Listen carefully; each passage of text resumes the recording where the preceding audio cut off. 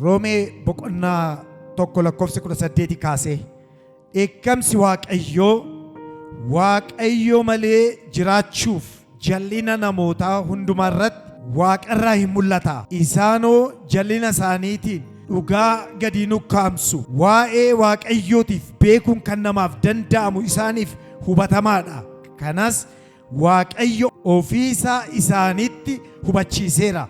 Bifni isaa ijaan hin argamne garuu humni isaa inni bara baraa waaqummaan isaas erga biyya lafaa uumame jalqabee waan inni uume irratti qalbeeffamee yaadatti argamuu hin danda'a. Kanaafis waan itti qabatan hin qabani. Waaqayyoonituma beekanii akka Waaqayyootti ulfina hin laanneef galatas isaaf hin galchine garuu yaada isaaniitiin waan waa'ee hin baafne duukaa bu'anii sammuu isaanii hin dukkaneessan.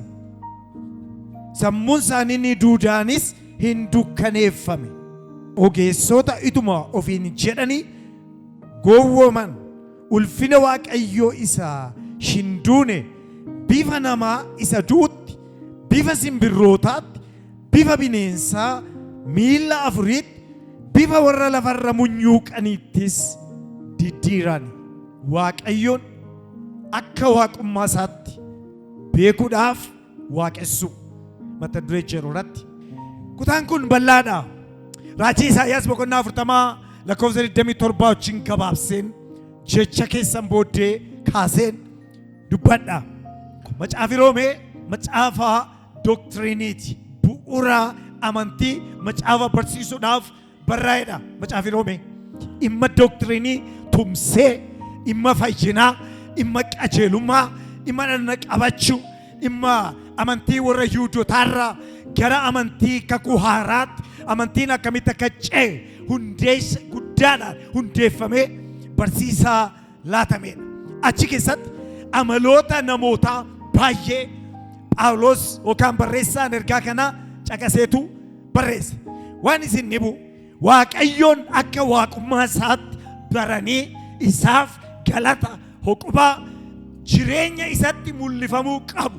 Wanta mul'isuu dadhabaniif jibbaniif ituu Waaqayyoon beekanii uumamaan seenaadhaan Waaqayyo mul'ata addaatiin of mul'isee ituu jiru uumamatu ilaalanii jiraachummaa Waaqayyoo beekutu danda'anii gaara, lafa, yaa bishaanii, gaarota gurguddaa, lafa, urjoota adda addaa ilaalanii argamuu Waaqayyoo, jiraachuu Waaqayyoo beekuun isaaniif kennameetu jiru. Seenaa keessatti Waaqayyoon mul'ifameetu jiru. Sammuutti Waaqayyoon baruu danda'an, garaattiin Waaqayyoon beekuu danda'an isaaniif kennameetu jiru. Ituu beekuun isaanirra jiru dhiisanii waan jiraataniif wantoota cigaasisaa, wantoota rakkisaa, namaaf kan hin malle, jireenya mucaa namaatiif kan hin malle, bifa Waaqayyoo warra qabaniif kan hin malle wantoota 32 akka saaxilaman Roomee boqonnaa tokko lakkoofsa 18 hanga 32tti ibsee jira. Kanaaf yaa firoota koo nuyi kanarraa kan barannu maal jettanii yoo ilaaltan Waaqayyo eenyu inni?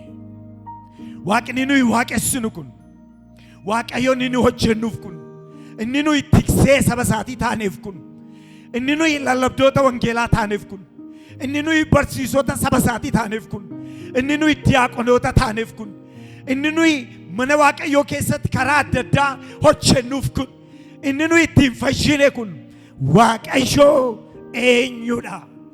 Hammam gaa ilaalcha keenyatti, ilaalcha keessanitti, jireenya keessan keessatti, yaada keenya keessatti Waaqayyo hammami? Hammam gaa gabaabaatti har'a warra jarreettan bara Phaawulos ergaa Roomee barreesse kana warri turan, warri Waaqayyo isaaniif mul'ate Waaqayyo kana waa'eensaa beekamaa ta'etu jiru. Akka waaqummaa isaatti waaqessuu dadhabanii dabarfamanii warri laataman kun Waaqayyo kun mul'atee inni ture kun nutti akkamittiinitu argamaa jira. Jireenya keenya keessatti eenyudha Waaqayyo? Ammam gaa Waaqayyo? Abbata amantii garagaraa keessa kan jiran Waaqayyoon bifa jaarsa guddaatti mul'isanii, jaarsa lafa guure, jaarsa hareeda dheeraa qabu, jaarsa adii tokko bifa fakkiitiin kaa'uu danda'u ta'a. Waaqayyo keenyan fakkeeffamu. Kanaaf eewudha Waaqayyo nuuf. Hammam gaa jireenya keenya ammaatiin akkamitti mul'isaa jirra Waaqayyo? Waa'ee Waaqayyo beekameetu jiru wanta waa'ee Waaqayyo akka beekuun isaaniif malutti hamma turre beekuu qabna. Hamma mana isaa keessa bubbullee Waaqayyoon beekuu qabna. Jireenyaan mul'isuu qabna. Hamma turre. Kanaaf maal maalitti dabarfamanii laataman? Tokkoffaan waan sababa laatan dhaban, waan sababeessan dhaban. Waa'ee Waaqayyo mul'atee jiru, waa'ee Waaqayyo amma beekuun isaaniif ta'u waan beekuu dhiisaniif. Keezii dhowwate Waaqayyo. Keezii malee, himata tokko malee, himata isaaniif hin gaddin, akka Waaqayyo isaaniif hin gaddin kan taasisu dhowwate. Himataan namaa gadda, waambataan namaa gadda Waaqayyo. Inni kan biraan garaa isaanii isa adoodaa sanatu raawwatee dukkanaa'e.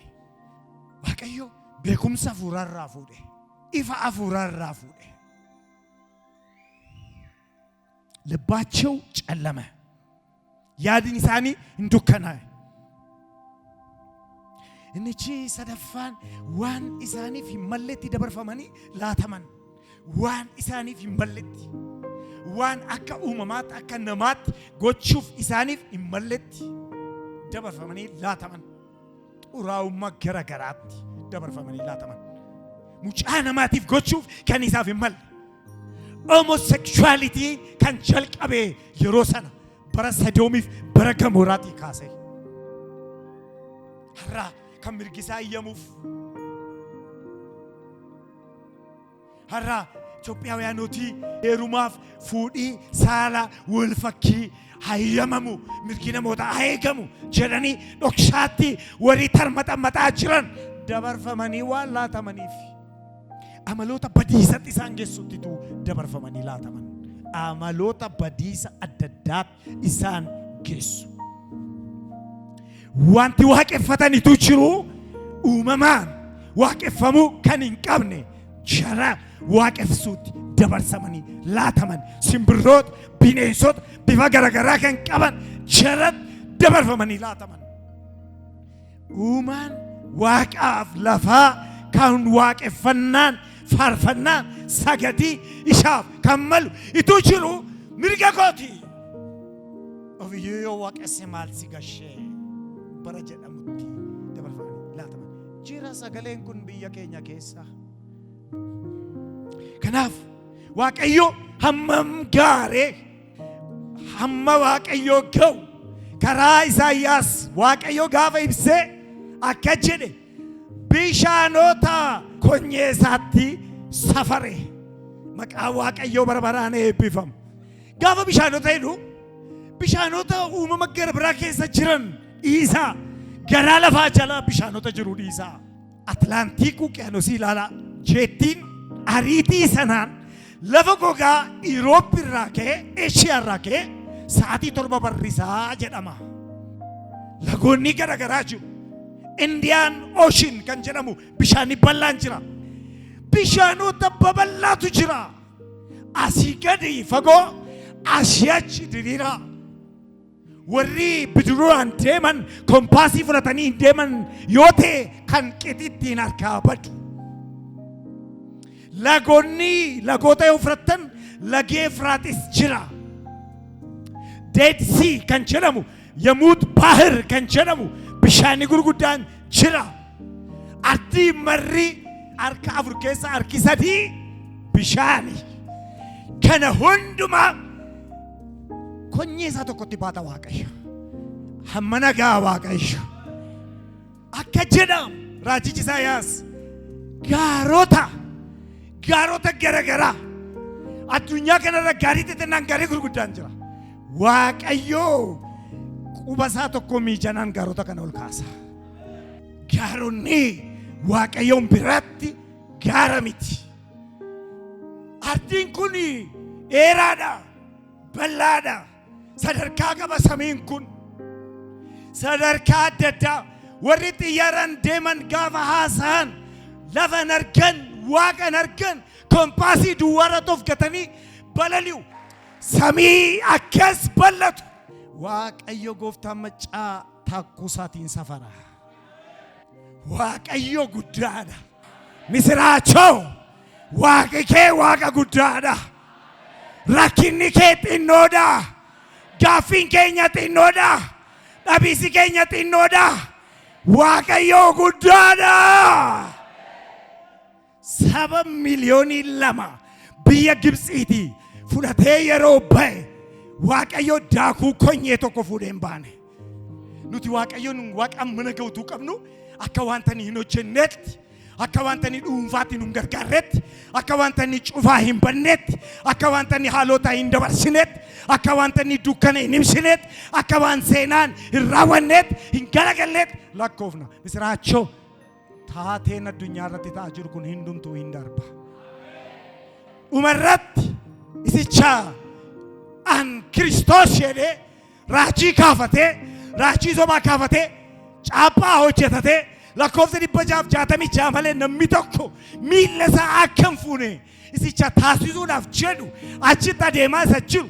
Amma tirismisiin baay'een ashaaraadhaan, ATM'dhaan, koodiidhaan waan adda addaatiin haala misheeffataa inni jiru kuni gooftaan keenya Yesuus Kiristoos bara dhumaarratti gaafa achi bahu if jedheetu raawwachiisa. Waaqayyo rakkina keessaa si baasuuf baay'een dhama'u. Yookaan abjuu xinnoo tokko si agarsiisa. Abjuu addunyaa kana beela baasu Faroonitti agarsiiseera. Siin rakkina keessaa si baasuudhaaf kakawween isaan barbaachisu. Seenaa baay'een isaan barbaachisu. Waaqayyo al tokko galagalee si ilaalaan raate. Rakkina keetti nagaatti dhaamta.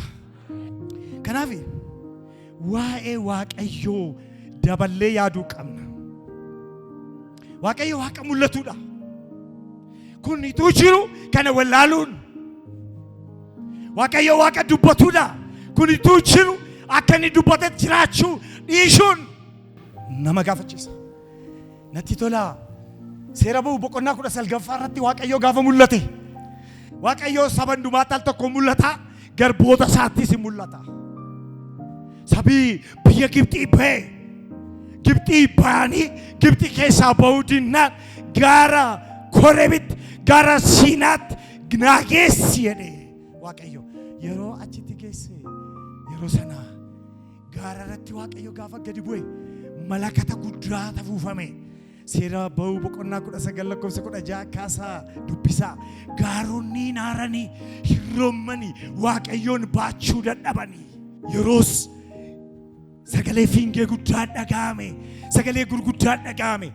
Wantoota ta'e kana hundumaa gaarri inaare, abidda ture, bakakkaa ture, duumessa ture. Yeroo gadi buute gaara aarsiteedha sagalee Waaqayyoo. Waan isin ajaa'ibu Waaqayyoon waan arganiif sabi sun hin hollatanii jedha. Hin hollatan, hin romman. Waaqayyo ulfina isaatiin nutti mul'atu. Raajonni waa'ee Waaqayyoo dubbataniiru. Raajonni rakkina keessa taa'anii, gidiraa keessa taa'anii, dhiphina keessa taa'anii, boolla keessa taa'anii warra akka raajii Ermiyaas namoonni adda addaa Waaqayyoo gooftaa maccaa akkana jedha maqaa isaa mul'isan. Mikiyaas Waaqayyoo abiddaan dhufa jedhe akka gemmiitti guyyaan boba'u shin dhufa. Waaqayyoo yeroos cubbamoonni akka habaqiitti akka isaan nyaataman taasisa. Waaqayyoo abiddaan dhufa jedhe. Abdiyyuun Waaqayyoon faradaa jedhe. Akkamitti bartu Waaqayyo? Akkamitti yaaddu waa'ee Waaqayyo?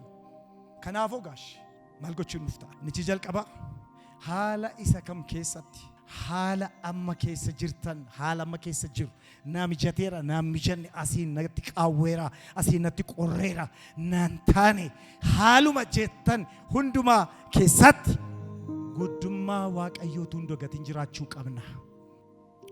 Raajii Isaayyaas sila siniin jedhe boqonnaa 40 gara lakkoofsa 27 dhaxxanii gaafa laaltan firdiin koo Waaqayyoo duraa dhokateera karaan koo jallateera jedhee namayyuu tokko jira akka jedheen Waaqayyoo dhufee akka jedhe ati hin beektu ati hin nageenye namni yookaan hin beeka yookaan dubbisee beeka yookaan nagee beeka hin nageenyesi hin beektusi hin barreesi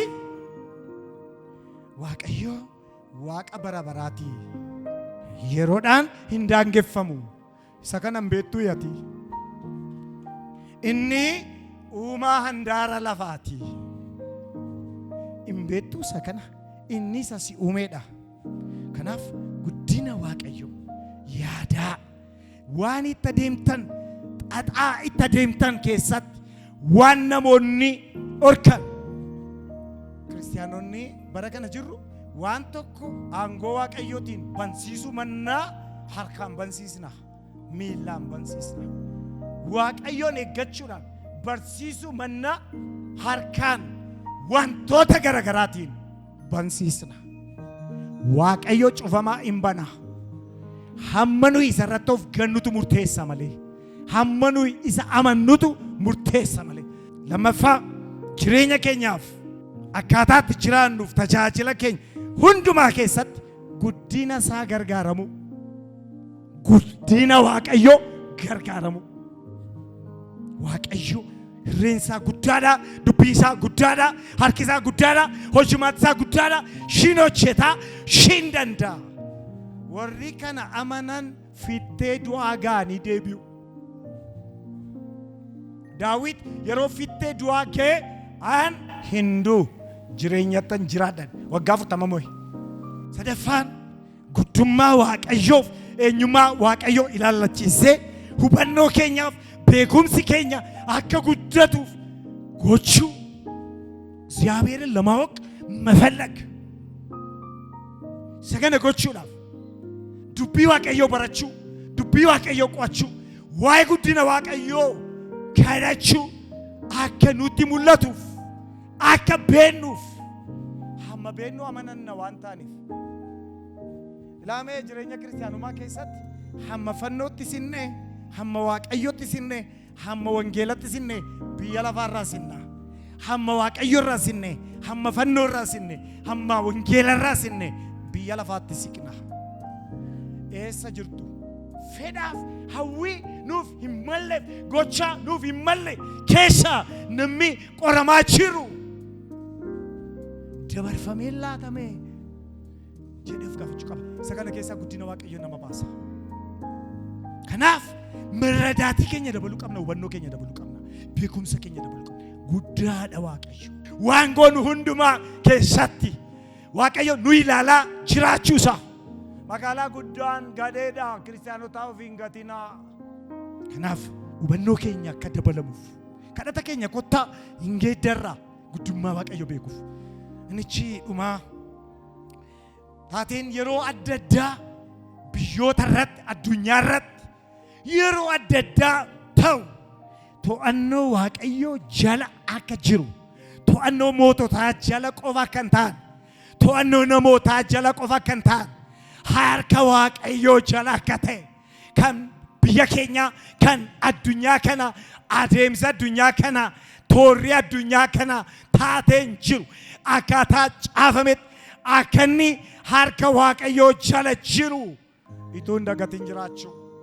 Akkana jedha Hosee boqonnaa 3 eegaa kottaa Waaqayyoon hin barraa isa beekuudhaafis hin amaanaa.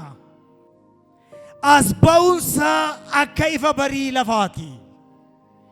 Akka ifa barii lafaa as ba'uunsaa dhaabbataadha mul'achuunsaa. Barii lafaa ganama yeroo hundumaa akkuma ba'u Waaqayyoo sii mul'ata. As siif ba'a Waaqayyo. Inni akka bokkaa arfaasaati. isa roobee lafa jiisu nuuf hin dhufa. Akka bokkaa arfaasaa isa roobee lafa jiisu Waaqayyo gaafa dhufu si jiisa. Waaqayyo gaafa dhufu siif ba'a, sitti mul'ata nuun jedha. Kanaaf kottaa Waaqayyoon baruudhaaf shin amaana, shin dubbifna, shin barbaanna, shin kadhanna, wal gaafanna, hin feena. Waaqayyoon baruudhaaf achi dhanna waan ta'eef gaafa kaachuu keenya golobna.